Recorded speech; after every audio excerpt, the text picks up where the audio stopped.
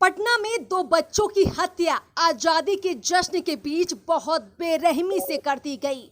इतनी बेरहमी से हत्या हुई, लेकिन अब तक हत्या का कारण पता नहीं चल सका है। पुलिस कुछ और बोलती है, परिजन कुछ और बोल रहे हैं। पुलिस और परिजन के इसी मतभेद के बीच बीते दिनों पटना के अटल पथ पर भारी तांडव हो गया। परिजनों और जनता में इतना गुस्सा था कि मंत्री तक को नहीं छोड़ा। मंत्री भी जान बचाकर भाग निकले।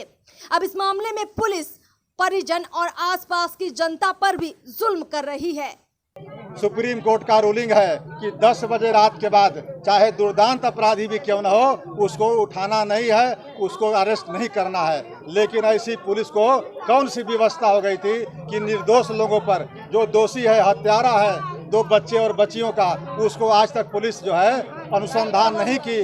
और इससे उत्पन्न स्थितियों पर जो गांव के लोगों ने, अगल बगल के लोगों ने जो ध्यान आकृष्ट किया कि यह बच्चे और बच्चियों का क्या कसूर था, उस पर जो है पुलिस निर्ममता पूर्वक व्यवहार कर रही है। इसका जनसुराज जो है और प्रशांत किशोर जी के नेतृत्व में ये किशोर मुन्ना जी, हम लोग फरियादी सब लोग आए हैं। आपको चाहते हैं कि न्याय मिलेगा, या आश्वस्त करते हैं कि यहाँ से लेकर के हाई कोर्ट और सुप्रीम कोर्ट तक लड़ना होगा।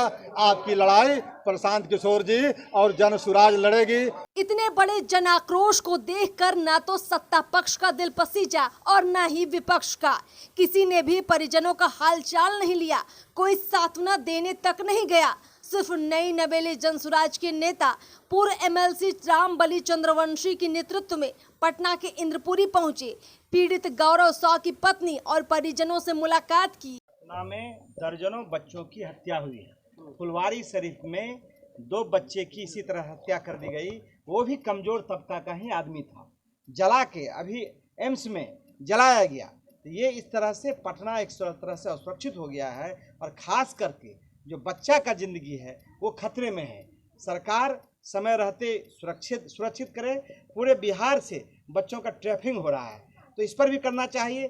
परिवार के लोगों को यह भी शंका है कि हो सकता है बच्ची के साथ निर्ममता से रेप भी हुआ हो, तो पुलिस को इसको जांच करना चाहिए और इस तरह सुरक्षा दे जिससे बच्चा सुरक्षित हो सकता है। अरे मुख्य विपक्षी दल जो है वो वोट के जुगाड़ में घूम रहा है। लोगों की समस्या से उसको मतलब नहीं है, उनको सिर्फ भुजाना है, वोट लेना है। इसलिए जनसुराज को वोट का जरूरत नहीं है, वो गरीब के दर्द में शामिल है, उसके दुख दर्द में शामिल है।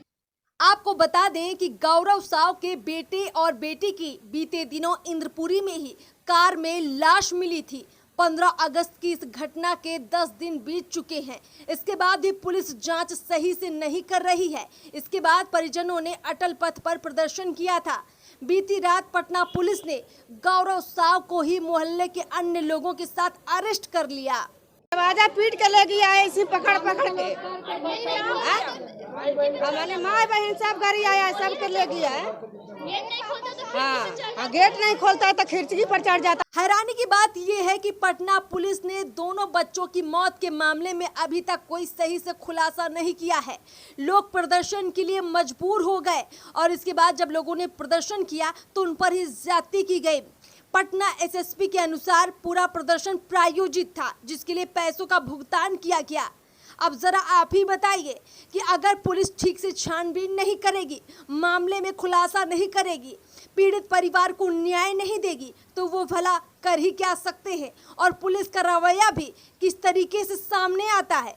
पीड़ित परिवार पर ही न्याय देने की जगह अन्याय किया जाता है। इस पूरे मामले में पूरी जगह पटना पुलिस की थू-थू हो रही है। बिहार सरकार भी आड़े हाथ में आ रही है। चुनावी साल है, नीतीश कुमार की सरकार में पुलिस ऐसा बर्ताव कर रही है तो आगे क्या होगा। Bureau report, PO Bharat.